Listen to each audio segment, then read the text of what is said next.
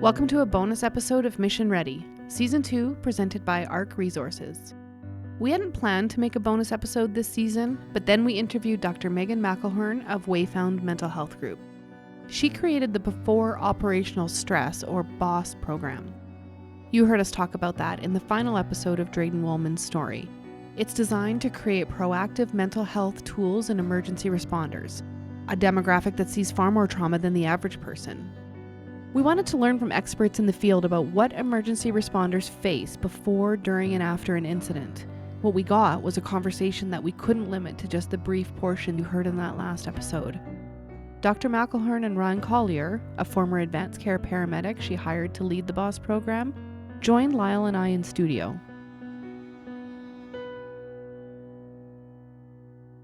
My name is Dr. Megan McElhern. I'm a clinical psychologist registered in the province of Alberta. I am the CEO of Wayfound Mental Health Group. I'm the developer of the Before Operational Stress program. I have many hats. Do you want me to keep going? Yes. Okay. I'm the chair of the clinical subcommittee of the National Advisory Council to the Public Safety Steering Committee. I am a contributor to a number of research projects within the Canadian Institute for Public Safety Research and Treatment. I'm a trainer of prolonged exposure therapy from Dr. Foa's program at University of Pennsylvania. I'll stop. You know, Deb, when I said we needed an expert to weigh in, I think we got the right one. We're going to need to line you up for every podcast. We'll fit you in somehow. That's right. Wow. But just call me Megan, and I'm a dog owner and like a wife and friend and all those things. That's the more important stuff. We're lucky to have you. Thank you. Well, thank you for having me. I love this. I love these conversations. Just why don't we start with when you read a bit of the synopsis that Lyle sent over? We'll ask the same question we asked Ryan, just from like a clinical and a research, and just given all of your background. When you read that, what are the first 2 or 3 things that popped into your mind? I paused because what immediately occurred to me, and I was able to articulate to myself, is that these people, everyone who responded, including the teenager who was affected, they are now tied together by this experience for the rest of their lives.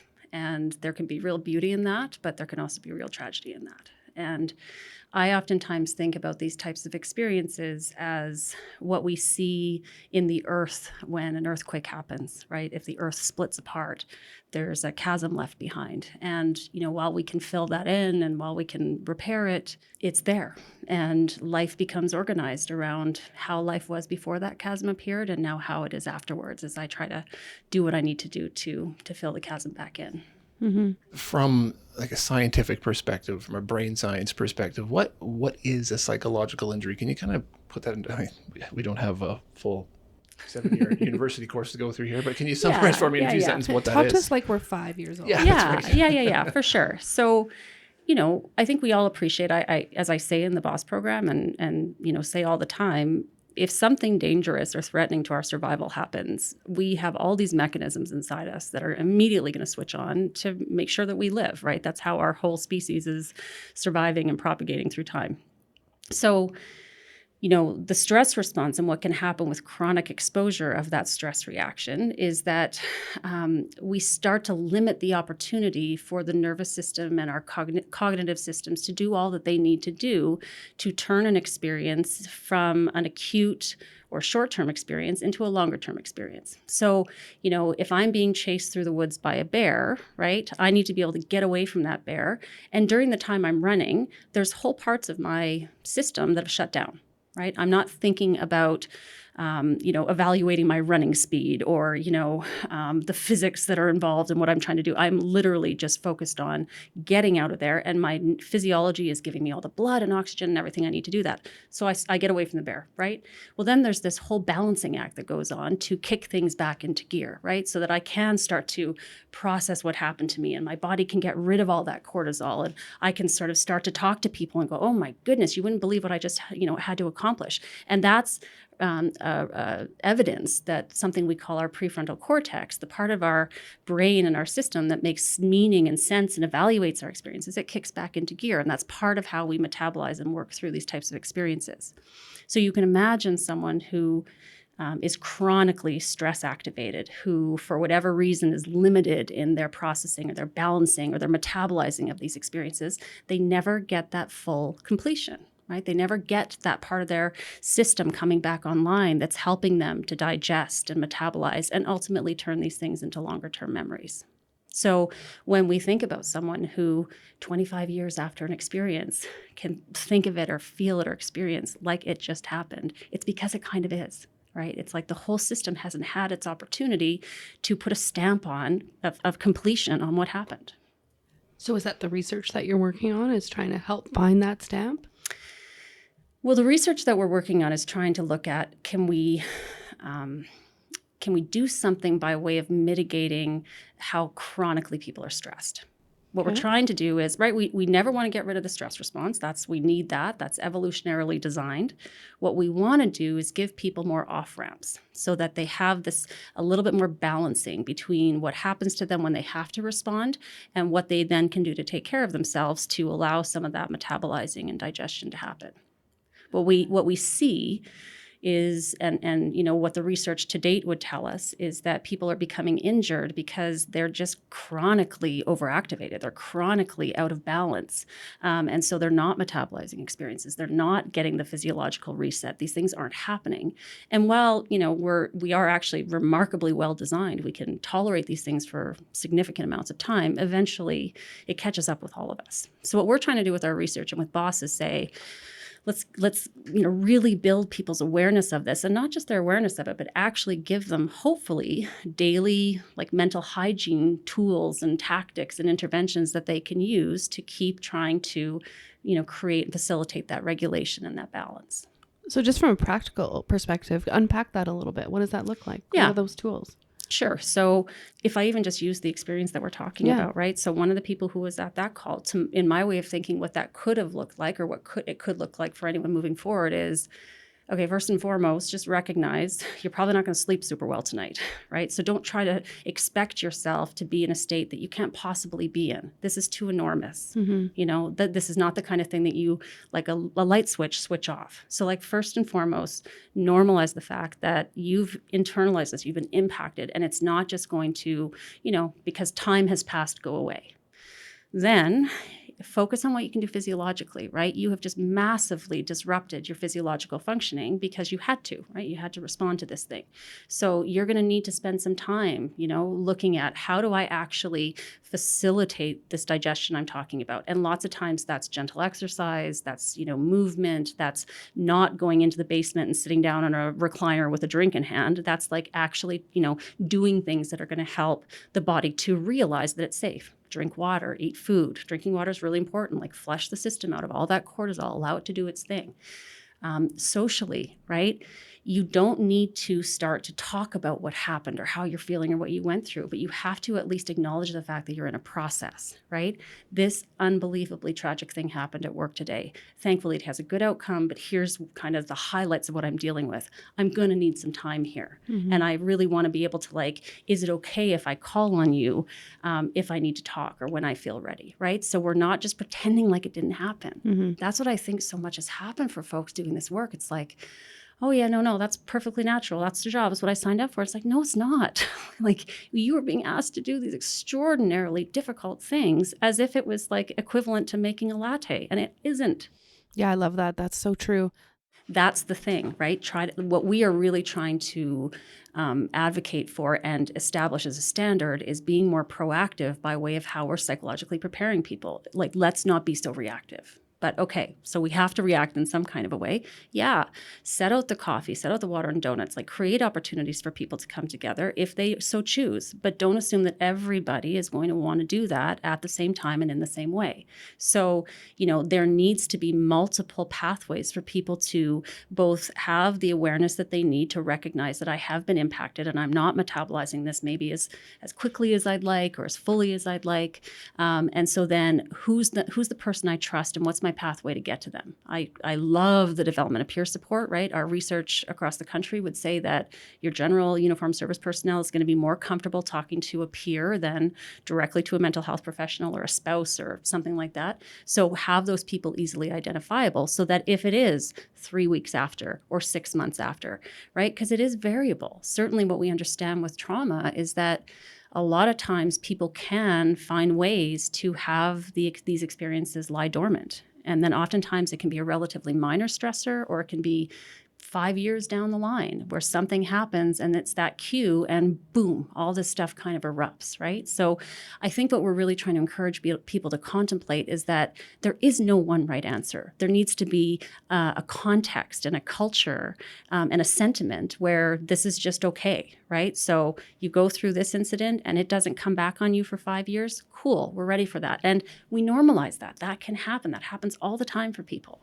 Right. Mm-hmm. And I think that's such an important part of the conversation, because I do think what happens for people is they get bought into the idea that they've got a week or 2 or 3 and then they should be good. Yeah. Right. And we just simply don't work that way. Yeah. Something I'm fond of saying is that, in the world of the psyche, we don't keep time. Right? So our experiences are not getting time stamped like our physical ages, right? So the very, very, very first patient I had working in the United States Veterans Affairs System was a woman who had been sexually assaulted multiple times during the Korean War. And I started to work with her when she was 84. And she had had surgery. And there was something about the helplessness of being under anesthesia that erupted all of this. And so there we are dealing with something, 40 plus years later. Right? Oh, wow. That's incredible. Now, we contextualized bringing both of you in here today in the framework of first response and how frontline workers look after their mental health. Some of the people involved in this story are not first response trained. Is the approach different for different groups like that, where some groups are a little bit more prepared, other groups are unfortunately just dragged into these situations unannounced? Mm-hmm. It's a really interesting question. And I think there's kind of ways to say that each group has its advantages and disadvantages, quite frankly, right? So like the foreman or, your general person in the community, we generally sort of think that they are going to have maybe 1, maybe up to 3 kind of potentially psychologically traumatic events in a lifetime, right? And so that means, we're not necessarily super well equipped for being ready for this kind of thing, knowing what to do. But we also don't have the frequency of exposure like our first responders do, right? So in this narrative that we're talking about, that we're trying to change, we're trying to orient people to the reality of, current data would suggest we're thinking people are having about 100 of these potentially types of traumatic events per year, right? So you think about a long-term career, we're talking about thousands of exposures to events that could be potentially traumatic. So in a funny way, that can arm our first responders to thinking, okay, like I've got to be on the lookout for this. But it can also have a funny kind of thing, which is to say, well, therefore, I should actually know how to deal with this. And so we can see that in a strange kind of way become a barrier to help seeking. Your average civilian may go, this is what I just experienced. I'm not doing well. And hopefully a community would rally and say, of course you're not. How do we help you? Mm-hmm. Whereas sometimes with the first responders, even more so with themselves and what they might hear from other people, they go, no, I'm good. This is my job. This is what I get called out to do. Right. And therefore they find ways to have it go dormant. Yeah. Wow. I don't know what I'm going to cut from this because this is all gold. Write another episode. That's right. There's just so much. So did you say earlier that you developed the program? And so will you walk us through that journey? Yeah, happily. So as I mentioned, I've been doing this work for a long time, and I just absolutely love it. And so when was this? I'm starting to get lost in time. It was about, I think, around 2014, 2015, something like that. At the time, I was working pretty much as a solo practitioner. I had been for a number of years in Calgary. And because of the work that I do, I was just run over with business of people who needed this kind of help. And what was happening is that I was literally seeing 30, 35 patients in the course of a week. And they were all uniformed service personnel, and they were all coming in with really chronic trauma-related dysregulation and post-traumatic stress disorder symptoms, depression, substance abuse problems, not being able to work, marriages having broken down. Like that was the common picture. And so I would do what I do, which is, okay, let's talk about what's happening to you. And here's what's happening in your nervous system. And here is why we think this has occurred. And here's how it shows up. And here's what we're going to do about it. And a couple of things would happen. The first would be almost unequivocally, people would say, I'm so glad to know this because I understand I'm not going crazy, right? Like I think I've just up to this point in time, I just thought I was a toy put together incorrectly. Now I recognize that there's a reason why this is happening. And man, I wish I had known this when I started my career.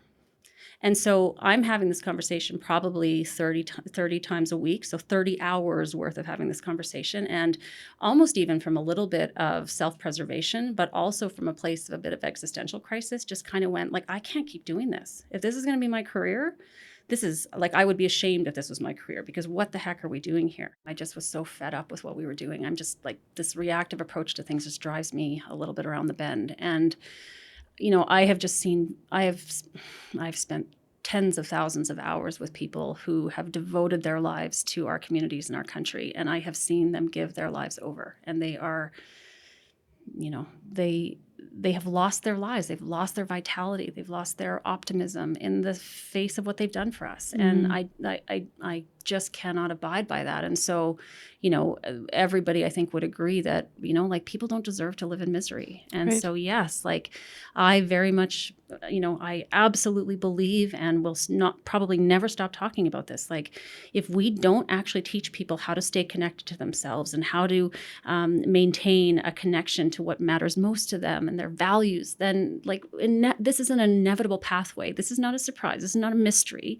We are going to continue to create generations of people who don't know who they are, who feel lost, who are disconnected, who don't want to be around people. And that's not the way that we're supposed to live. So yeah, very much it was like, let's start giving this to people. Let's help people actually leverage their humanity in this incredibly important work they do versus teaching that in some way that they're supposed to set that aside.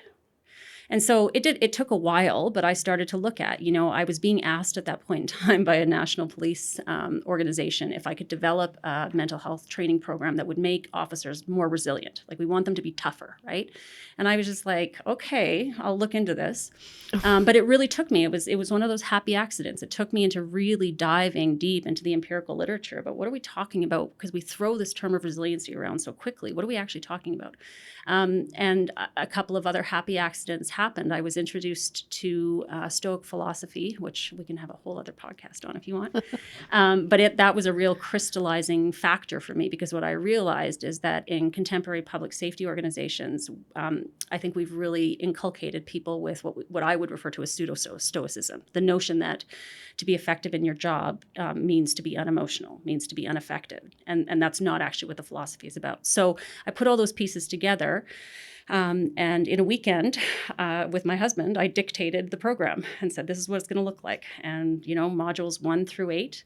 And in my way of thinking, as I was dictating this to my husband who was writing it down, it was kind of looking at it from 2 vantage points. One being, here are the things we think you need to know to take care of yourself.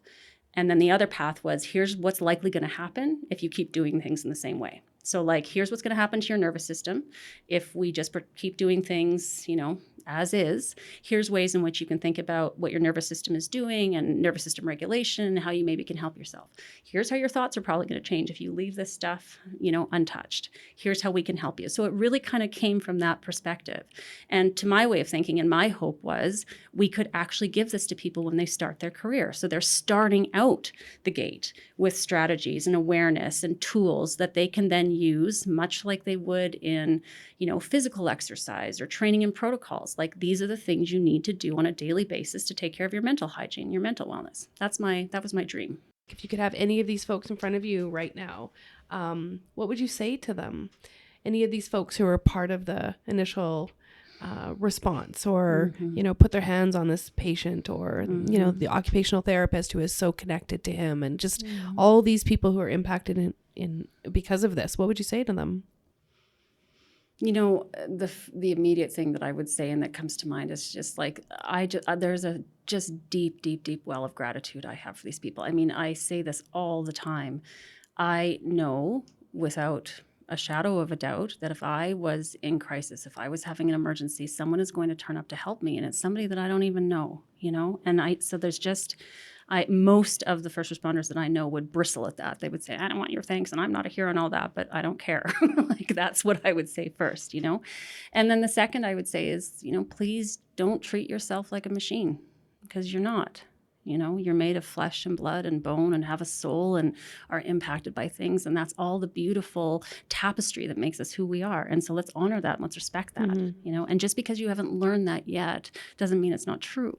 Yeah. You know, and so let yourself be part of this story, not a bystander or just somebody who did their job. Yeah, like in this case, they were, you know, one of the first responders from Rosthern, super small town. Like he was underneath the lawnmower, running his hands along this kid, you know, felt where the blade hit him, wasn't sure if it was going to split his chest. Like he was right. Hey, Gilbert, yeah. he was, you know, Advanced care he'll paramedic. never Wow. forget that. And No. but the way he told us that story in such vivid detail, I could actually see him on the ground. Like it was so crystal clear to him. It was like he just did it yesterday and it was a year ago.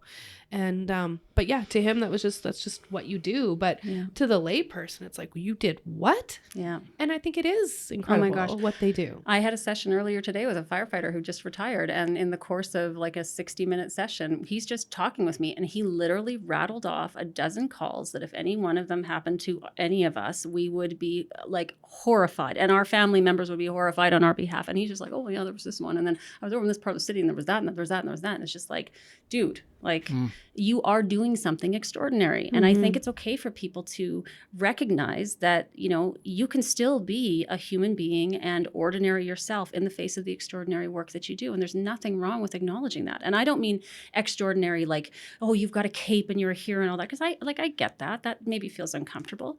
But what you're being asked to do is extraordinary. And let's treat it as such. Yeah.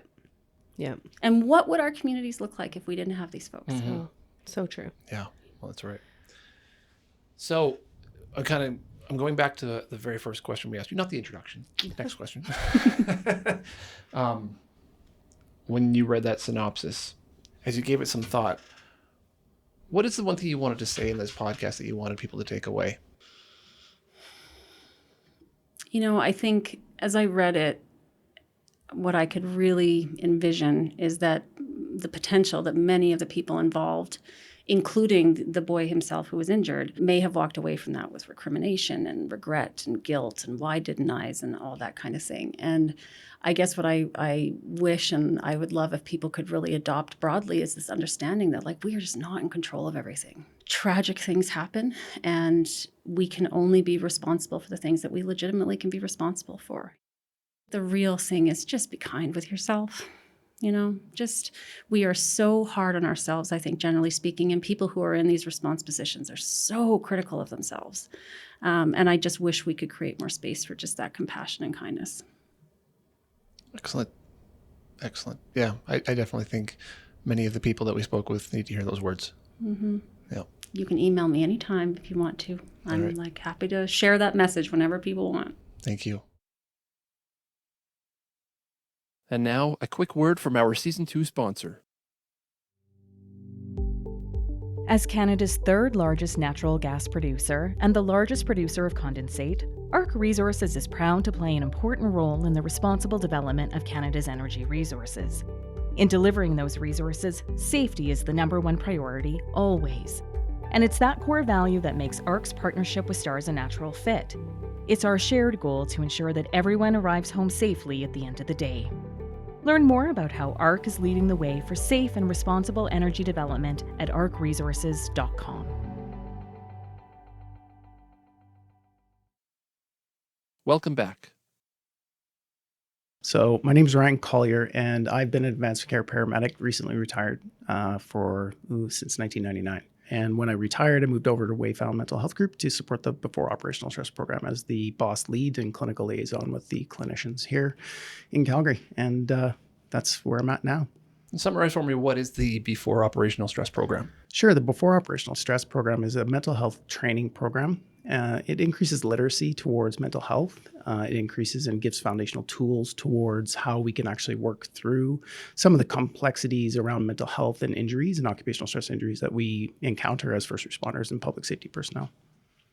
When you read the synopsis of what happened in this particular case, what went through your mind? Ugh, crap. Right? And I mean, it's one of those scenarios that you know when you're going into as a first responder on an ambulance or whether you're in rotary wing, fixed wing, whatever your capacity is. It's one of those ones where you're going, okay, it's time to disconnect anything that I know from an emotional standpoint and start running protocols in my head on my way to the call. What are we dealing with? Is it a hypovolemic shock? Are we starting to look at, having to run our tranexamic acid like TXA? Do we have to go down? What protocols am I going to start to bring to bear so that when I arrive on scene, I can feel somewhat prepared, despite you cannot prepare for calls like that. From a psychological perspective, you put yourself in the shoes of some of those responders who were there. Yeah. Some of them were volunteers. Some of them are top tier professionals, Yep. and everything in between. You know what it's like to be in a number of those shoes. Yep. From a psychological perspective with the role that you hold now. What goes through your mind? I'll talk about a first responder lens. I mean, shut down. So usually suppress the emotions so that I could do my job. That is just something that we're trained to do. We talked about that. As a lay person, I've attended to a number of different other, trauma or injuries before I got into EMS, and it's panic, right? Like, oh my word, I have not seen blood, insert whatever graphic that you're going to see. And from the volunteers, they're not on there all the time, so they don't, they do an amazing job to get in there and stabilize and do the work that they do, but that's not a common occurrence for, I would say, a volunteer firefighter or a volunteer first aider. That is something that you read about in the books. It's something you go, okay, I think I can manage some of those things. But even the seasoned paramedic, I've got 23 years under my belt. When I read the synopsis of the call, there's still a lot of those pieces that I'd be going, okay, did I do this right? What am I preparing for? How can I work through this space? One step at a time. So it's that mental rehearsal that's constantly rolling over in your head, and there's no time for emotions in something like that.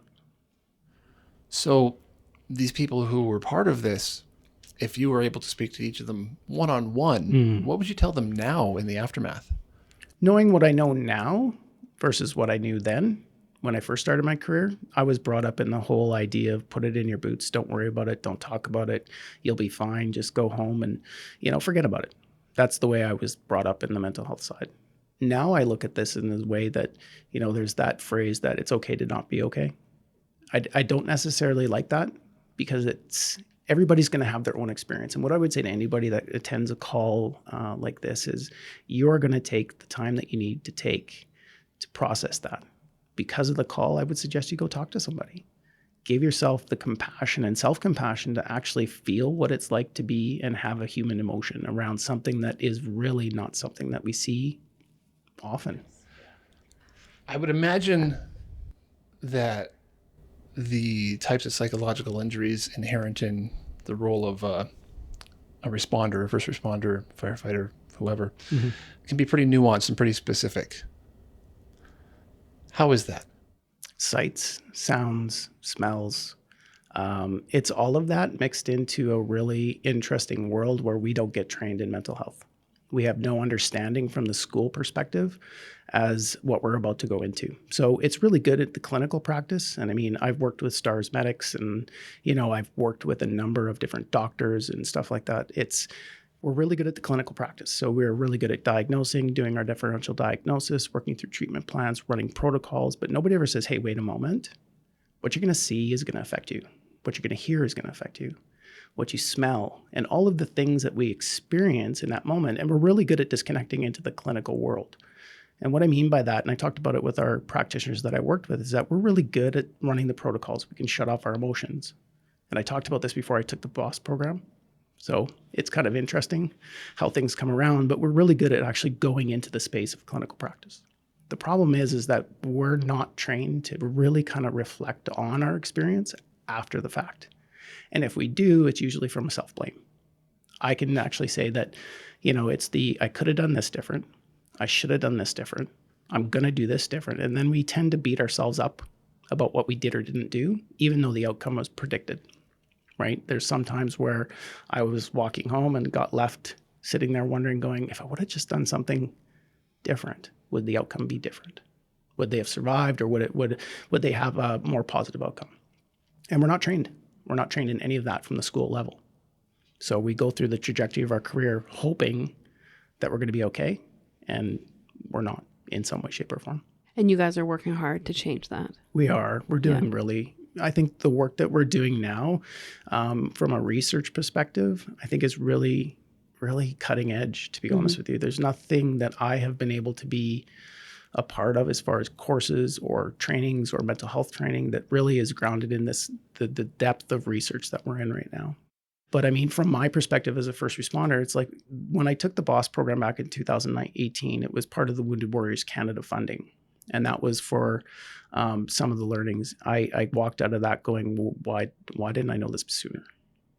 Right. So from a cutting edge perspective, and Dr. McElhern will talk about the research and some of the stuff, I'm sure. But I think from a research base, we always frame anything we do from a clinical practice in best practices and research and what is the fun. And we change protocols all the time because things change. This has never been researched, I think, from my perspective, in the depth, the way that it has, and it's leading edge as far as mental health training and literacy. We're trained so well in the clinical world that we just apply that across the span of our lives so that when we get into those spaces and we start to feel the feels, it's really scary, but we need more tools in our tool chest. So that when we start to suffer or when we experience an occupational stress injury, we have some tools there. Emotional intelligence is a part of that. Whatever those key pieces are, we can actually start to put them in place.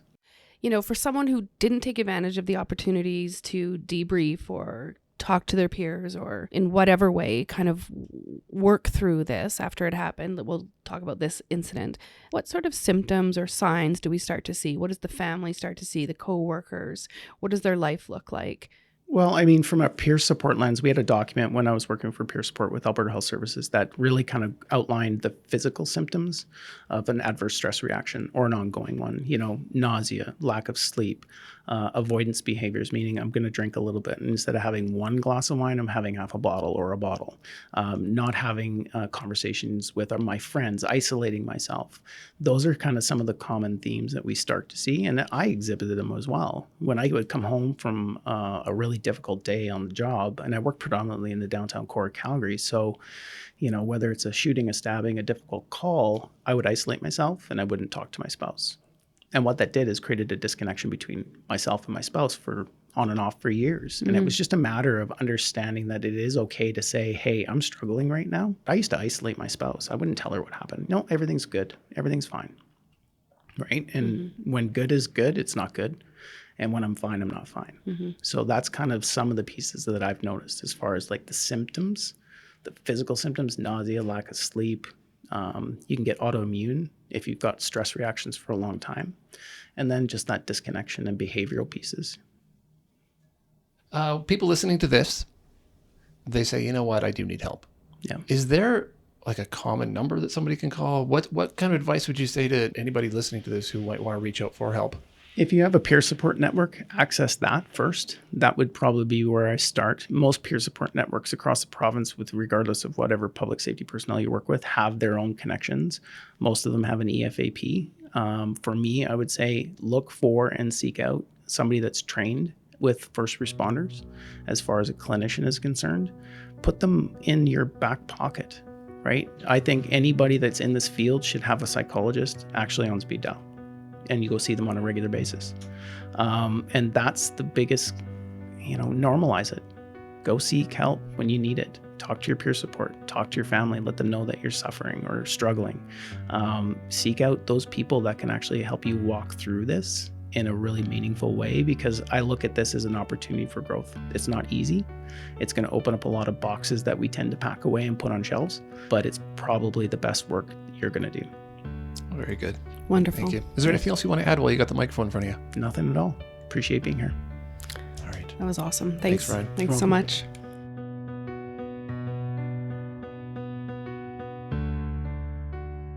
Thanks for listening to this bonus episode of Mission Ready Season 2 presented by ARC Resources. And thanks to Dr. McElhern and Ryan Collier for putting it into perspective. If you feel like you need mental health support, please find help. If your employer offers resources, start there or simply search online. I typed Mental Health Hotline Canada into a search engine and immediately found a federal government webpage pointing to a large selection of resources. The point is, there are a lot of people waiting to help. Thanks once again to everyone who made Season 2 of Mission Ready possible. This has been an enriching and uplifting experience to be part of, and we hope that you feel the same way and that you came away from this learning a little bit more about STARS, the people behind the mission, and the work that we do. And as always, if you want to get involved and be a STARS ally, head to stars.ca. Until next time, thanks for listening.